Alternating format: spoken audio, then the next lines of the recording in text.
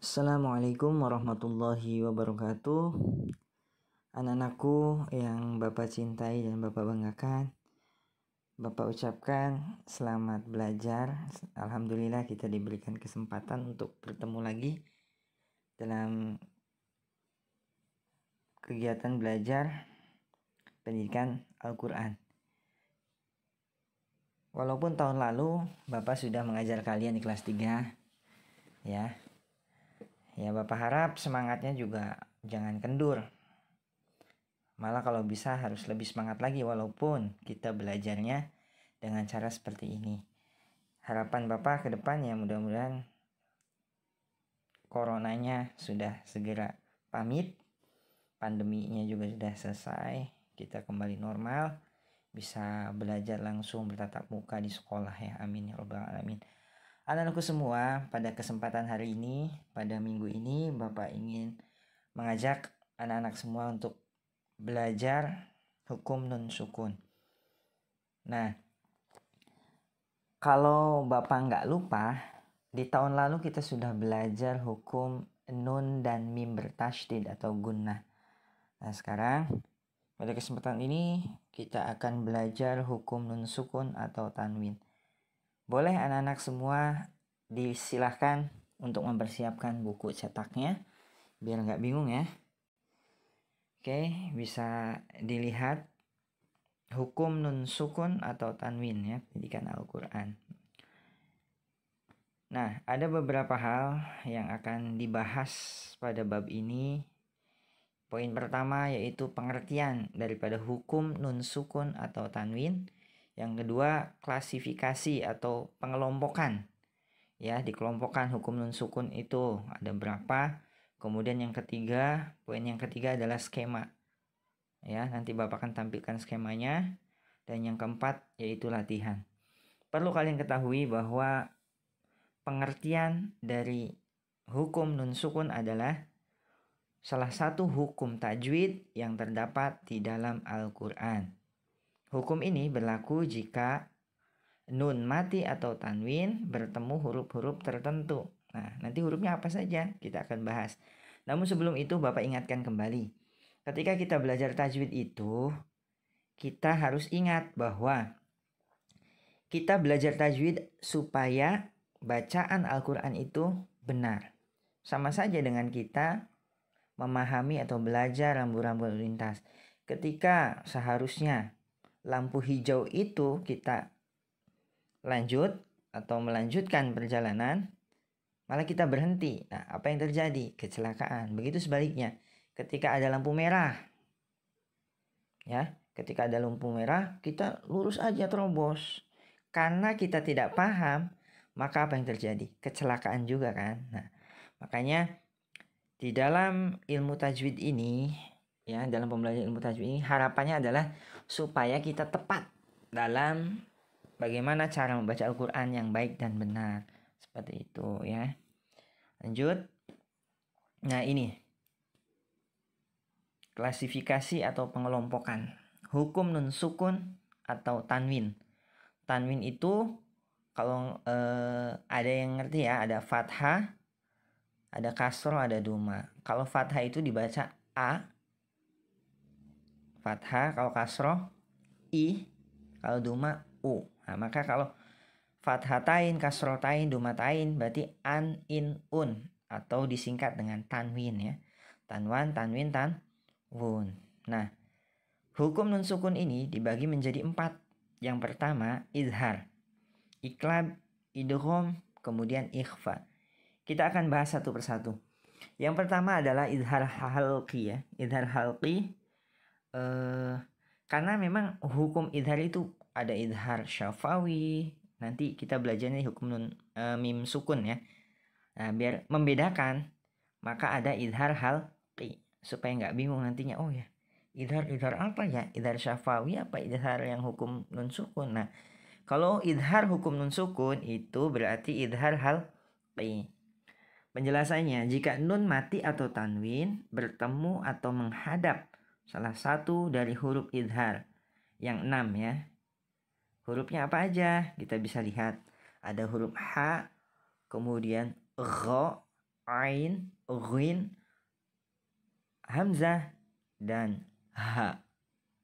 Ya, cara membacanya dibaca jelas dan terang, tidak boleh untuk mendengung. Oke, sampai sini dulu. Jadi idhar itu dibacanya apa? Jelas. Lanjut. Yang kedua adalah iklab. Nah, iklab itu hukum ini terjadi apabila atau ketika ada nun sukun atau nun mati, tanwin, bertemu dengan huruf ba. Nah, dalam bacaan ini, bacaan nun mati atau tanwin berubah menjadi bunyi mim. Ya, nanti contohnya. Penjelasannya dulu. Jadi kalau iklab itu ada ketika ada nun sukun bertemu ba, maka seakan-akan ada huruf mim di situ ya. Nah, kemudian idgham. Idgham sendiri dibagi menjadi dua di dalam hukum bacaan nun sukun. Idgham pertama yaitu idgham bigunnah. Idgham bigunnah apabila ada nun mati atau tanwin bertemu dengan huruf-huruf seperti mim, nun, wawu, dan ya, maka ia harus dibaca dengan dengung. Atau kalau idgham biguna itu bisa disingkat dengan yanmu, ya, nun, mim, wawu. Nah, yang membedakan antara idgham biguna dengan bilaguna adalah jika idgham biguna dibaca dengan dengung, lain halnya dengan idgham bilaguna. Nah, kita cari tahu dulu ya, apa itu idgham bilaguna? Penjelasannya yaitu ketika ada nun mati atau tanwin bertemu dengan huruf ro dan lam atau la ro. Kata orang Jawa, la ro itu sakit. La ro ya, maka ia harus dibaca tanpa dengung. Bacaan yang keempat, hukum bacaan pengepat yaitu ikhfa hakiki. Oh ya ini. Maaf kelewat. Pengecualian jika nun mati bertemu dengan keenam huruf idgham tersebut tetapi ditemukan dalam satu kata seperti bunyanun, ad-dunya, qinwanun, sinwanun, maka nun mati atau tanwin tersebut dibaca jelas atau idhar. Jadi idghamnya tidak berlaku. Nah, oke lanjut. Hukum bacaan nun sukun yang terakhir adalah ikhfa hakiki. Barangkali ikhfa hakiki adalah hukum bacaan yang jumlah hurufnya lebih banyak daripada hukum bacaan nun sukun yang lainnya. Karena apa? Jumlahnya ada 15.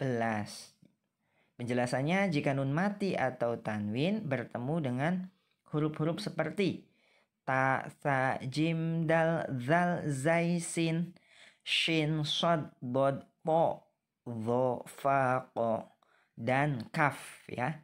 Nah, maka ia harus dibaca samar-samar. Samar-samarnya di antara idhar dan idgham.